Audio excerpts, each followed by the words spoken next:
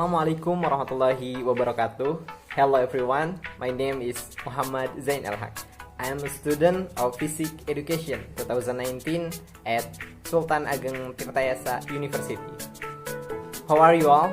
Hopefully you are in good health, so you can continue to follow this learning. Alhamdulillah, on this occasion I can meet you, even touch not in person. This time we will study together. And the first, before we study, let's pray together. Pray begin. Finish? So come on, let's learn. In this video, we are going to study about simple harmonic motion or getaran harmonik sederhana. Don't forget to pay attention and keep the spirit.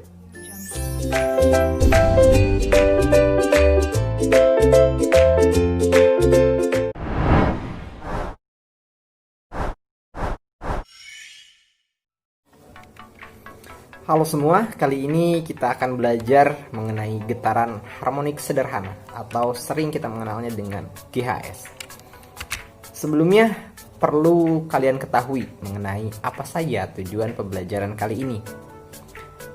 Setelah mengikuti proses pembelajaran, peserta didik diharapkan dapat pertama mengetahui definisi dari getaran harmonik sederhana, kemudian memahami konsep getaran harmonis, selanjutnya mengamati peragaan atau simulasi getaran harmonik sederhana pada ayunan bandul atau getaran pegas, kemudian mendeskripsikan karakteristik getaran harmonis seperti simpangan, kecepatan, percepatan, dan gaya pemulih.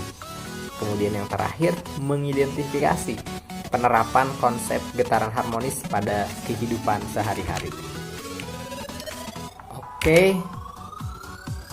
Iya, silakan teman-teman sebelum lanjut kepada materi, perhatikan video berikut ini.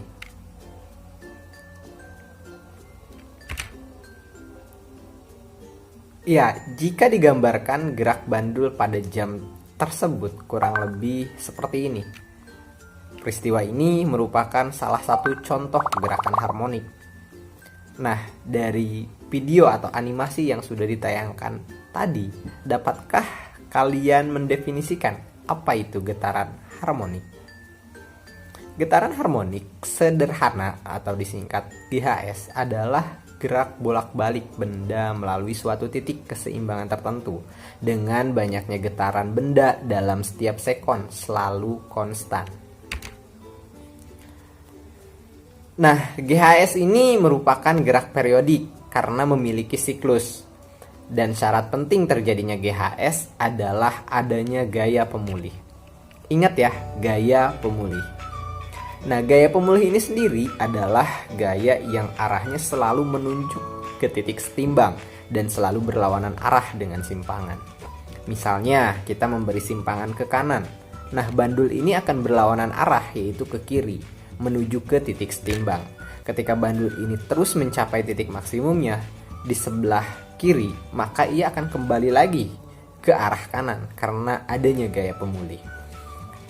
Nah, kita lihat rumus dari gaya pemulih pada bandul dan pegas. Untuk bandul sendiri, F sama dengan min mg y per L. Adapun untuk pegas, rumus gaya pemulihnya adalah F sama dengan min ky. Baik dari pegas ataupun bandul sama-sama bernilai minus. Mengapa? Karena tanda minus menunjukkan bahwa gaya pemulih berlawanan arah dengan simpangan.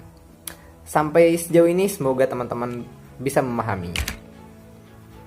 Setelah memahami rumus dari gaya pemulih, mari kita sama-sama perhatikan contoh soal mengenai gaya pemulih berikut ini. Perhatikan gambar berikut.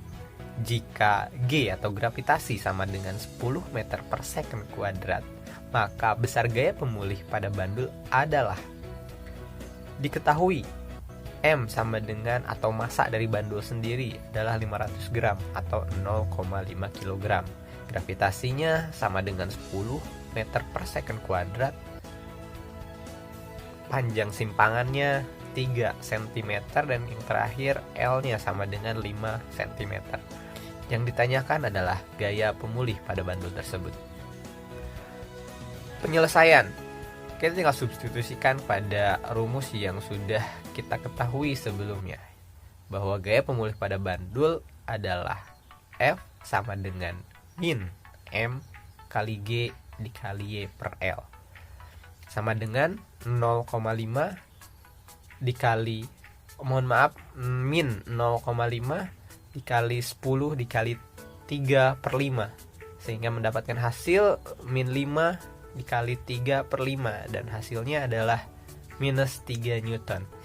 Nah, tanda minus di sini artinya gaya pemulih arahnya selalu berlawanan dengan arah simpangannya, sehingga besar gaya pemulih pada bandul di samping adalah 3 Newton.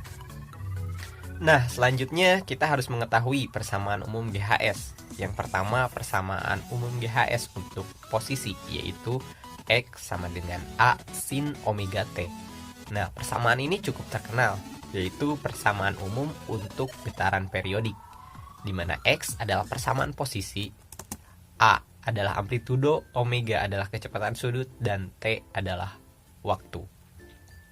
Dari persamaan posisi ini, kita bisa mendapatkan persamaan untuk kecepatan dan percepatan. Bagaimana caranya? Yaitu dengan cara penurunan atau diferensial.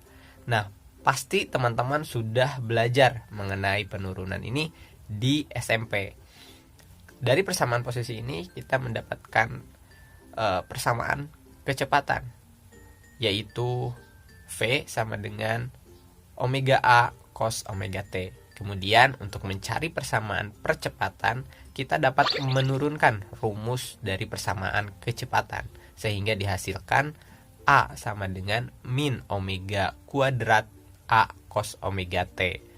Atau kita bisa menyingkatnya A sama dengan min omega kuadrat dikali X. Selanjutnya kita masuk pada subbab periode dan frekuensi. Nah, sebelumnya teman-teman pasti sudah mendengar atau sering mendengar kata periode dan frekuensi, dan pasti sudah belajar mengenai hal ini di SMP. Ada yang masih ingat pengertian dari periode dan frekuensi? Nah, periode adalah waktu yang dibutuhkan untuk melakukan satu getaran, sehingga rumusnya ditulis T besar, yaitu periode, sama dengan waktu dibagi banyaknya getaran, atau T per N. Kemudian frekuensi sendiri adalah kebalikan dari periode, yaitu banyaknya getaran yang terjadi pada 1 sekon. Sehingga rumusnya F atau frekuensi sama dengan banyaknya getaran dibagi waktu atau T. Nah, kemudian hubungan antara periode dan frekuensi ini apa sih? Yaitu T sama dengan 1 per F atau F sama dengan 1 per T. Mengapa bisa demikian? Karena kedua rumus ini saling berkebalikan, hubungan antara T dengan F ataupun periode dengan frekuensi. Seperti itu. Nah, karena pada materi ini kita akan membahas GHS pada bandul dan pegas, maka selanjutnya kita akan mencari tahu periode serta frekuensi pada bandul dan juga pegas. Ya, sebelum mencari tahu persamaan periode dan frekuensi pada bandul dan pegas, sebelumnya teman-teman harus memahami dulu bagaimana satu getaran pada bandul dan pegas. Nah, silakan teman-teman perhatikan animasi berikut ini. Di sebelah kiri teman-teman ada sistem yang bekerja pada bandul, dan di sebelah kanan yaitu pada pegas. Nah, yang dikatakan satu getaran adalah ketika bandul berada di posisi A kembali lagi ke posisi A, atau lebih tepatnya dari A kemudian ke B, ke C, kembali lagi ke B, lalu ke A lagi. Nah, itu yang dikatakan satu getaran. Dan begitupun pada pegas. Selanjutnya kita masuk pada rumus atau persamaan periode serta frekuensi pada pegas dan bandul. Dan saya membuatnya ataupun menyimpulkan dengan bentuk tabel seperti ini agar lebih mudah. Kita lihat pada persamaan periode dan frekuensi pada bandul, di mana periode pada bandul adalah T sama dengan 2V akar L per G, di mana T ini adalah periodenya, kemudian L adalah panjang tali dan G adalah gravitasi, sehingga periode pada bandul ini dipengaruhi oleh panjang tali dan gravitasi. Selanjutnya ada frekuensi. Frekuensi tadi diketahui adalah kebalikan dari periode, sehingga rumusnya F sama dengan 1/2V akar G per L. Nah, selanjutnya untuk persamaan rumus periode pada pegas, yaitu T besar sama dengan 2Pi akar M per K, di mana M ini adalah massa dan K ini adalah konstanta, sehingga untuk periode pada pegas ini dipengaruhi oleh massa dan juga konstanta. Kemudian frekuensi dari pegas ini sendiri adalah kebalikan dari periode, yaitu F sama dengan 1/2V akar K per M. Nah, setelah kita mengetahui rumus-rumus baik itu periode dan frekuensi dari bandul sendiri ataupun pada sistem pegas. Nah, teman-teman mungkin bertanya, dari mana rumus-rumus ini didapatkan? Nah, berikut saya akan tampilkan penjelasan mengenai rumus dari periode dan frekuensi untuk bandul dan pegas.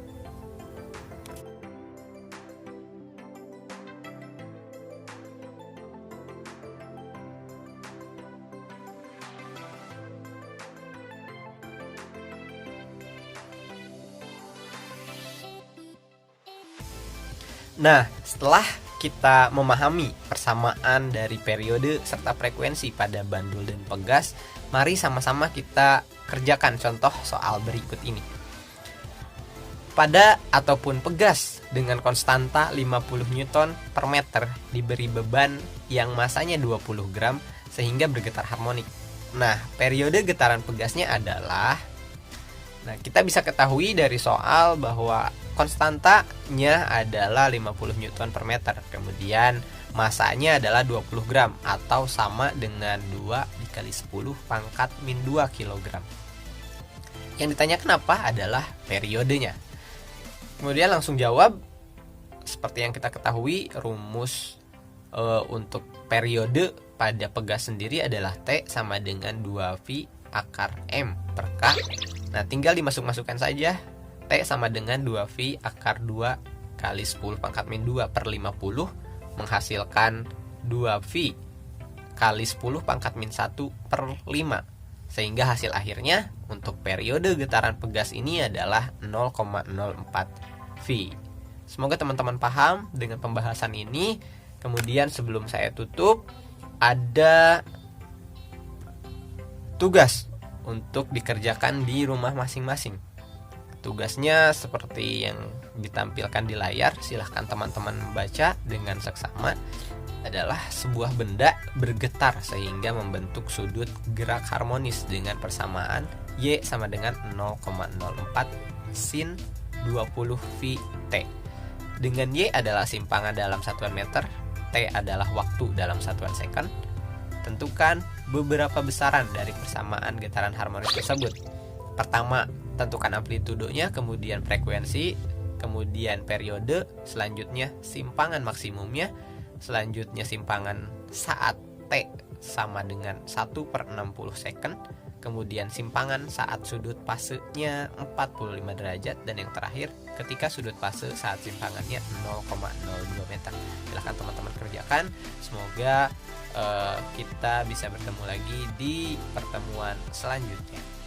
Ya, setelah teman-teman memahami semua materi mengenai getaran harmonik ini, kita dapat menyimpulkan bahwa getaran harmonik sendiri adalah getaran bolak ataupun gerak bolak-balik di antara titik kesetimbangan. Dan dari getaran harmonik ini tentunya tidak lepas dari yang namanya gaya pemulih, yaitu gaya yang arahnya selalu ke titik setimbang dan selalu berlawanan arah dengan arah kesimpangannya. Nah, tentunya pada materi ini juga ada beberapa persamaan yang perlu teman-teman pahami dan selalu pelajari, dan tentunya selalu harus dipraktekkan dengan mengerjakan contoh-contoh soal, dengan dari mulai persamaan umum GHS tadi mengenai persamaan posisi, kecepatan, percepatan, kemudian periode dan frekuensi pada bandul dan pegas. Silahkan teman-teman pelajari kembali di rumah, dan tentunya setelah memahami konsep ini teman-teman juga bisa mencari tahu apa saja sih sistem bandul dan pegas yang bisa kita temui di kehidupan sehari-hari. Salah satu contohnya yang tadi saya sudah tampilkan di awal, yaitu pada jam. Ya, cukup sekian pertemuan kali ini. Terima kasih atas perhatiannya, dan jangan lupa untuk mengerjakan tugasnya dan dikumpulkan di pertemuan selanjutnya. Mari kita tutup dengan berdoa terlebih dahulu. Berdoa dimulai. Selesai. Tetap jaga kesehatan, tetap jaga kebersihan. Semangat, dan sampai jumpa di pertemuan selanjutnya.